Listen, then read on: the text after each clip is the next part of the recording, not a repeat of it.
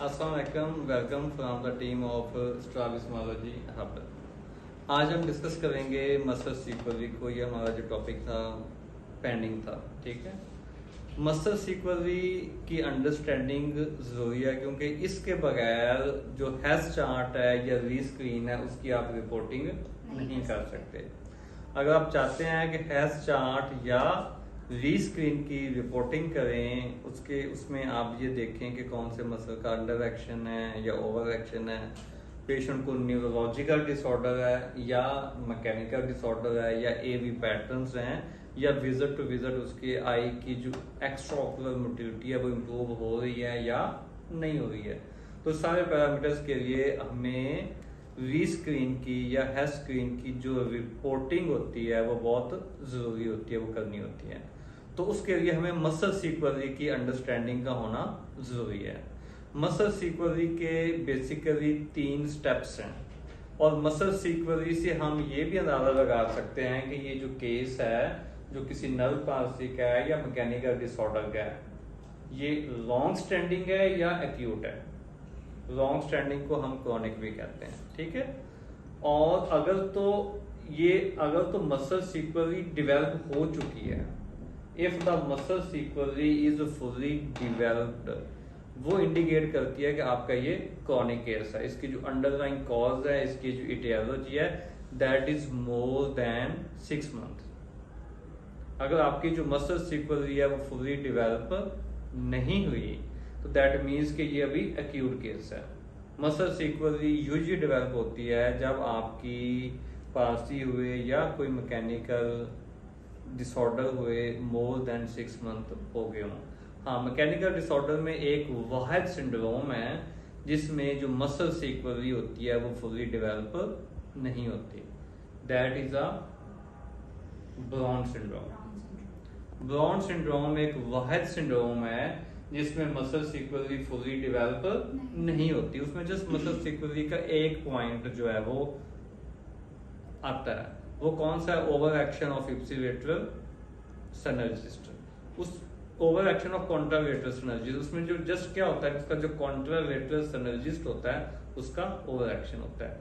अब हम बैक अपने वापस टॉपिक की तरफ आते हैं जो कि हमारा टॉपिक क्या है, मसल सीक्वली। कोई बताएगा मसल सीक्वली के स्टेप कितने होते हैं? एनीबॉडी? 3 स्टेप होते हैं। कौन कौन से? Over action of ipsilateral antagonist. Over action of ipsilateral antagonist. Over action of contralateral synergist. Over action of contralateral synergist. And under action of contralateral antagonist. Under action of contralateral antagonist. मैं दोबारा फिर repeat कर देता हूँ। Over action of ipsilateral antagonist. Over action of contralateral synergist. Under action of contralateral antagonist. अब ये solve करने से पहले आपको पता होना चाहिए कि एगोनिस्ट मसल कौन सा होता है और एंटागोनिस्ट कौन सा होता है और सिनर्जिस्ट मसल कौन सा होता है। एगोनिस्ट मसल कौन सा होता है, कोई बताएगा? Action of primary muscle. Action of the primary muscle, जो प्राइमरी मूविंग मसल होता है, जो मसल मूव कर रहा है, सिंगल मसल, उसे हम क्या कहते हैं? Agonist. And what is antagonist? Same eye में उसी के जो है अपोजिट एक्शन ऑफ जो प्राइमरी मसल के अपोजिट जो मसल एक्ट कर रहा होता है उसे हम एंटागोनिस्ट। तो जरूरी नहीं है कि सेम आई हो, कॉन्ट्रालेटरल आई भी हो सकती है।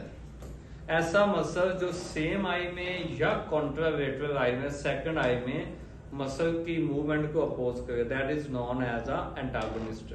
And what is synergist? Synergistic muscles को हम यॉक मसल्स भी कहते हैं। जैसे 2 बैल होते हैं वो पेयर में काम करते हैं, ठीक है। तो सिनर्जिस्टिक मसल्स को हम बेसिकली क्या कहते हैं? सपोर्टिव मसल्स, जो एक दूसरे को क्या करते हैं?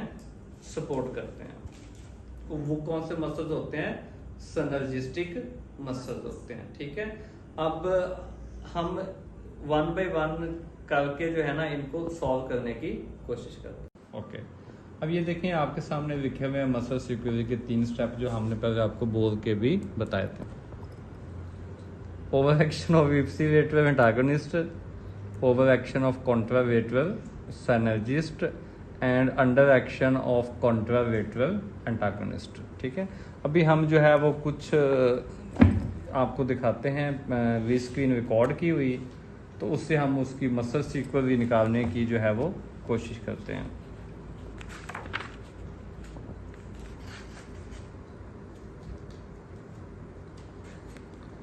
यहाँ पे आ जाए, आप यहाँ पे ज़रा इसको फोकस कीजिएगा। ठीक है, तो जब भी आपने वी स्क्रीन या हैश स्क्रीन की क्या करनी होती है, बेसिकली रिपोर्टिंग करनी होती है, तो रिपोर्टिंग करते हुए आपने क्या ख्याल करना है कि सबसे पहले आपने जो इसके बेसिकली दो बॉक्स होते हैं। एक इनर बॉक्स होता है जो आपको यहाँ नज़र आ रहा है, एक ये होता है आउटर बॉक्स होता है। ठीक है, ये अब इसका जो डायग्नोसिस है वो मैंने यहाँ पे हाइड किया हुआ है, छुपाया हुआ है। सबसे पहले आपने ये देखना होता है कि दोनों आइज़ के जो इनर बॉक्स हैं उसको हमने क्या करना होता है, कंपेयर करना होता है। अब आप कंपेयर करें, एक ये हैश चार्ट है राइट आई का और ये हैश चार्ट है लेफ्ट आई का। ये इनर बॉक्स है, ये आउटर बॉक्स है, ये इधर इनर है, ये आउटर है।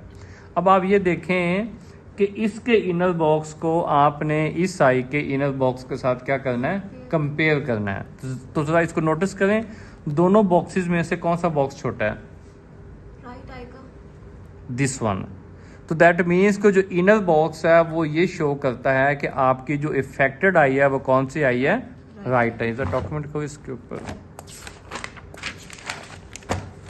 आपकी जो इफेक्टेड आई है वो कौन सी आई है, राइट आई है। ठीक है, अब नेक्स्ट आप देखें कि इसमें आपको स्ट्रॉन्ग अंडर एक्शन कौन से मसल का नजर आ रहा है। इस पर राइट डालो जरा। ठीक है, काफी जूम है। इंफीरियर ऑब्लिक कहाँ पे, पॉइंट आउट करो। ये आपको स्ट्रॉन्ग अंडर एक्शन किसका नजर आ रहा है, इंफीरियर ओब्लिक। किसका, इंफीरियर ऑब्लिक का। राइट इंफीरियर ओब्लिक का आपको क्या मिल रहा है, अंडर एक्शन मिल रहा है। ठीक है, तो हमारी मसल सीक्वेंस का फर्स्ट स्टेप कौन सा है, over action of ipsilateral antagonist. अब कौन सा ऐसा मसल है जो इंफीरियर ओब्लिक को सेम आई में अपोज कर रहा है, कौन सा मसल अपोज करता है, superior oblique. Excellent, superior oblique. अब यहाँ पे देखें, यहाँ पे आपको ये देखें, ये आपकी मेन डॉटेड लाइन है। ठीक है, और यहाँ पे देखो कि आपका जो प्लॉट है वो यहाँ पे आ रहा है। इसको जूम करो थोड़ा सा। ये आपकी मेन डॉटेड लाइन है, बेसिकली ये यहाँ पे होना चाहिए था, लेकिन सुपीरियर ओब्लिक का क्या हो रहा है, ये ओवर एक्शन हो रहा है। ठीक है, ये जो आपका जो फर्स्ट स्टेप था वो क्या हो गया, justified. Right superior oblique over action, here you can see in the plotting। ठीक है, now we move to the second step। second step कौन सा है, over action of the contralateral synergist. Synergist. अब कॉन्ट्रालेटरल सिनर्जिस्ट का मतलब क्या होता है सना, अपोजिट आई में वही है मसल, ऑपोजिट आई में वो मसल जो कि इंफीरियर ओब्लिक के एक्शन को क्या कर रहा है, सपोर्ट कर रहा है। अब इंफीरियर ओब्लिक का फंक्शन क्या होता है, एलिवेशन। अब सेकंड आई में कौन सा मसल है जो एलिवेशन करवाता है, superior rectus. Superior rectus. And here you can see in the second eye that is left eye, over action of the superior rectus. आ रहा है नजर, ये देखें, ये जो एरोज हैं ये शो कर रहे हैं, ये मसल लिखा हुआ है superior rectus, that is the over action of the superior rectus. ये हमारा सेकंड स्टेप हो गया। लेफ्ट आई का सुपीरियर रेक्टस का क्या हो गया, ओवर एक्शन। ठीक है, अब थर्ड स्टेप कौन सा है, under action of contralateral antagonist. Contralateral antagonist. अब इसका कॉन्ट्रालेटरल एंटागोनिस्ट कौन सा होगा, उसी आई में जो मसल उसको अपोज कर रहा है। कॉन्ट्रालेटरल का मतलब ये होता है कि सेकंड आई में, सेकंड आई में, ऑपोजिट आई में कौन सा ऐसा मसल है जो इंफीरियर ओब्लिक के एक्शन को अपोज कर रहा है। अब इंफीरियर ओब्लिक का फंक्शन क्या होता है, एलिवेशन। अब सेकंड आई में कौन सा ऐसा मसल है जो डिप्रेशन कॉज करवाता है, inferior rectus. Inferior rectus. Excellent. तो हमारा थर्ड स्टेप है वो क्या है, लेफ्ट आई का इंफीरियर रेक्टस, इसका क्या होगा, अंडर एक्शन, इसका अंडर एक्शन होगा। And here you can see in the chart, ये देखें नॉर्मल जो है वो फंक्शन होगा तो यहाँ तक आएगा। ठीक है, और इसकी जो डॉटेड लाइन है वो देखें, यहाँ से यूँ चली गई है, अंडर एक्शन हो गया। ठीक है, तो आपकी जो मसल सीक्वेंसी है, मसल सीक्वेंसी के जो तीनों स्टेप्स हैं वो क्या है, कंप्लीट हैं। तो हमारा डायग्नोसिस क्या बनता है, राइट इंफीरियर ओब्लिक पाल्सी। तो हम डायग्नोसिस क्या बनाएंगे, right inferior oblique palsy, this is the case. अब हम डायग्नोसिस हटा के देख लेते हैं, ये देखें राइट इंफीरियर ओब्लिक पाल्सी। तो इसमें कोई तुक्का नहीं है, कॉन्सेप्ट्स हैं। इसमें एक मैं आपको की पॉइंट बता देता हूँ, वो मैं वैसे डील के बगैर नहीं बताता होता वो ये है कि जो कॉन्ट्रालेटरल एंटागोनिस्ट होता है ना, वो ढूंढना थोड़ा सा मुश्किल होता है। तो जो कॉन्ट्रालेटरल सिनर्जिस्ट है, जो सेकंड स्टेप है, कॉन्ट्रालेटरल सिनर्जिस्ट, कॉन्ट्रालेटरल सिनर्जिस्ट का जो इप्सिलेटरल एंटागोनिस्ट होगा वो उसका क्या होगा, कॉन्ट्रालेटरल एंटागोनिस्ट होगा। अब कॉन्ट्रालेटरल सिनर्जिस्ट कौन सा है, सुपीरियर रेक्टस है। सुपीरियर रेक्टस का इप्सिलेटरल एंटागोनिस्ट कौन सा होगा, इन्फीरियर रेक्टस। तो ये ढूंढना इजी है, बजाय इसके कि आप अपने अक्ल के घोड़े तोड़ाएं और जो है वो कॉन्ट्रालेटरल एंटागोनिस्ट ढूंढना शुरू करें। ठीक है, इसके अलावा हम एक और एक्सरसाइज इसकी कर लेते हैं, ये ठीक है, ये आप लोग खुद ही करवाओगे, इसमें आप ये देख सकते हो। सबसे पहले हम क्या करते हैं, इनर बॉक्स को, आप लोग आगे आ जाओ, इनर बॉक्स को हम क्या करते हैं, कंपेयर करते हैं। ठीक है, एक इनर बॉक्स ये है, एक इनर बॉक्स ये है। आप बताएं जो इनर बॉक्स छोटा कौन सा है, ये वाला लेफ्ट वाला क्या है, छोटा है। ठीक है, तो दैट मीन्स कि आपकी इफेक्टेड आई कौन सी है, लेफ्ट आई है। ठीक हो गया। अब इसका हम बाहर कर देते हैं first step. Strong under action आपको कौन से मसल का नजर आ रहा है, सुपीरियर ऑब्लिक का, ये, हाँ, या यू कैन सी ये सुपीरियर ओब्लिक का। तो दैट मीन्स कि आपका जो सुपीरियर ओब्लिक मसल है वो क्या है, फार्टी है। ठीक हो गया। अब हम मसल सीक्वेंसी के फर्स्ट स्टेप की तरफ आते हैं। मसल सीक्वेंसी का फर्स्ट स्टेप कौन सा है, ipsilateral over action of ipsilateral antagonist. तो इसका कौन सा है, inferior oblique, inferior oblique, and here you can see a slight overreaction। ये देखें जो आपकी स्टैंडर्ड लाइन है वो ये जा रही है और ये उसका क्या है, ओवरएक्शन है, यहाँ पे स्पॉटेड है, आ रहा है नजर, ये चीज। तो क्या होगा, ये इफेक्टेड आई कौन सी है, लेफ्ट है। yes, तो लेफ्ट इंफीरियर ओब्लिक ओवरएक्शन। ठीक है, गॉट इट, हाँ ठीक है। ओके। और सेकंड स्टेप हमारा कौन सा होगा, ओवरएक्शन ऑफ कॉन्ट्रालेटरल सिनर्जिस्ट। तो इसका कॉन्ट्रालेटरल सिनर्जिस्ट कौन सा होगा, शुएब, सुपीरियर ओब्लिक का। सुपीरियर ओब्लिक का फंक्शन क्या होता है, डिप्रेशन। ठीक है, तो सेकंड आई में कौन सा मसला जो डिप्रेशन करवाता है, inferior rectus, axis कसूर वाले inferior rectus, and here you can see the overaction, large overaction of the inferior rectus in right eye। ठीक है, right inferior rectus overaction done. अब जो थर्ड स्टेप जो मैंने आपको बताया था कि उसको कॉम्प्लिकेट करने की जरूरत नहीं है, तो उसमें क्या हम करेंगे, अब देखिए inferior rectus का एंटागोनिस्ट कौन सा, इप्सिलेटरल, सुपीरियर रेक्टस। तो superior rectus basically superior oblique का क्या हो गया, कॉन्ट्रालेटरल एंटागोनिस्ट। आपने यहाँ से इप्सिलेटर से ढूंढ लिया।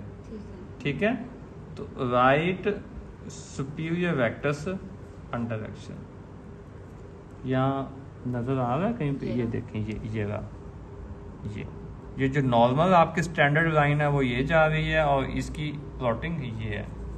तो सुपीरियर रेक्टस का क्या हो गया, अंडर एक्शन। तो ये जो हमारे जो तीनों स्टेप्स हैं ये यहाँ पे क्या है, कंप्लीटेड है। ठीक है, तो हम ये बड़े कॉन्फिडेंस के साथ with the help of muscle sequelae ये डायग्नोज कर सकते हैं कि ये हमारी क्या है, लेफ्ट सुपीरियर ओब्लिक पाल्सी। अब हम अपना डायग्नोसिस देख लेते हैं, लेफ्ट फोर्थ नर्व पाल्सी। ठीक है, this is all about the muscle sequelae. एक चीज़ हमेशा याद रखें, बंद कर दो गई थी मसल सीक्वली के बारे में ना, हमने फिर दो एग्जाम्पल डिस्कस कर रही थी, एक इन्फीरियर ओब्लिक पार्सी थी, दूसरी सुपीरियर ओब्लिक पार्सी थी। इस तरह जितनी भी सेक्शनल पार्सी है या थर्डनल पार्सीज हैं वो आप लोग इससे सारी निकाल सकते हैं। हैस चार्ट जो है वो आप उसका भी कर सकते हैं, डोइंस रिट्रैक्शन सिंड्रोम का है, थायराइड आई डिजीज का है, ब्राउन सिंड्रोम का। जैसे मैं आपको बता चुका हूँ कि ब्राउन सिंड्रोम जो है ना एक बेसिकली एक्सेप्शन है जिसमें जो मसल सीक्वली होती है वो फुली डेवलप नहीं होती। Muscle sequelae is limited to over action of contralateral synergist. अब हमें इंफॉर्मेशन क्या मिलती है वी स्क्रीन से या हैस चार्ट जब हम पेशेंट का करते हैं, व्हाट इंफॉर्मेशन वी गेन। हमें टाइप ऑफ डेविएशन का पता चलता है, साइज ऑफ डेविएशन का पता चलेगा, एक्स्ट्रा ऑक्यूलर मोटिलिटी का पता चलेगा। देखिए ना, सपोज पेशेंट को नर्व पाल्सी है तो हमें कैसे पता चलेगा कि उसका जो अंडर एक्शन है वो इम्प्रूव हो रहा है कि नहीं होगा।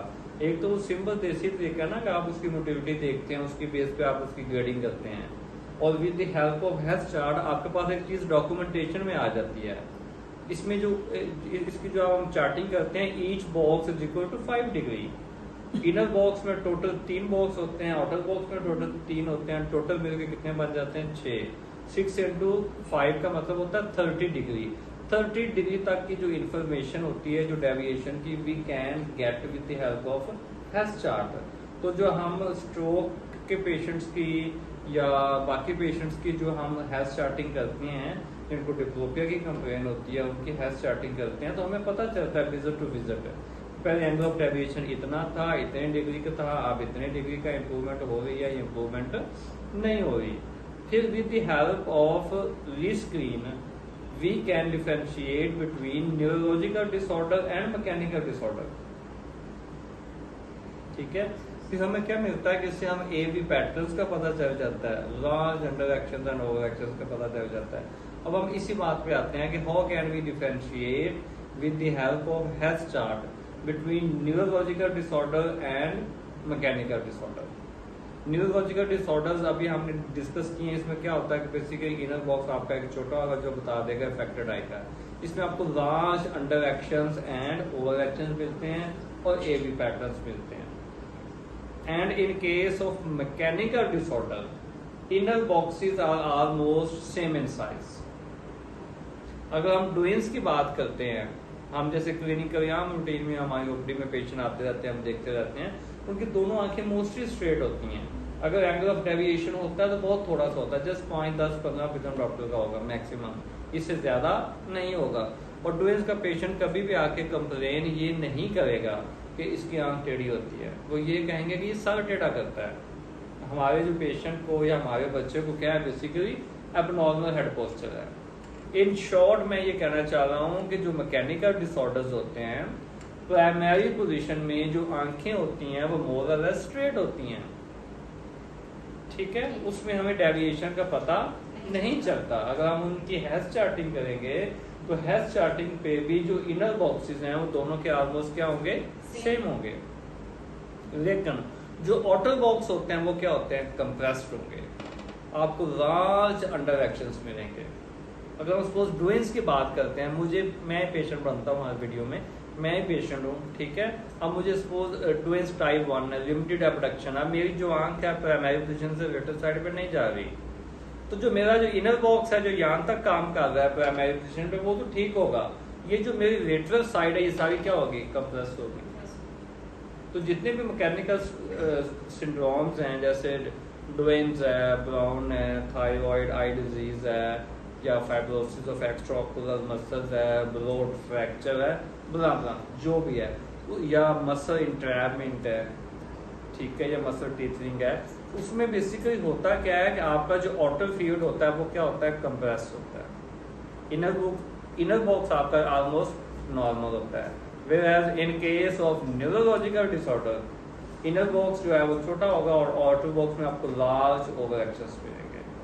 This is all about the rescreen and Hess charting. इसका थोड़ा सा प्रोसीजर में शायद पहले रह गया था, बता देता हूँ। हैस चार्ट में क्या करते हैं कि हम डिसोसिएशन अचीव करते हैं with the help of red green glasses patient को 50 सेंटीमीटर के डिस्टेंस पे बिठाएंगे, एक लेजर लाइट पेशेंट के हाथ में होगी, एक एग्जामिनर के हाथ में होगी, उसने प्रोजेक्शन करनी होती है उसको, उसने वहाँ पे पेशेंट ने वहाँ पे पॉइंट आउट करना होता है। Whereas in case of rescreen हमारे पास क्या होती हैं, 2 स्क्रीन होती हैं जो कि आपको परपेंडिकुलर रेक्टेंगल और ईच अदर होती हैं, बीच में बाइसेक्टेड मिरर होता है, जो डिसोसिएशन होती है वो हम अचीव करते हैं with the help of mirror. और यहाँ पे पेशेंट के हाथ में लेजर लाइट नहीं होती बल्कि क्या होती है, स्टिक होती है, और एक जो लुमिनेटेड साइड होती है उसके ऊपर एग्जामिनर स्टिक को पॉइंट आउट करेगा, नॉन लुमिनेटेड साइड पे जो पेशेंट है वो क्या करेगा, उसको करेगा।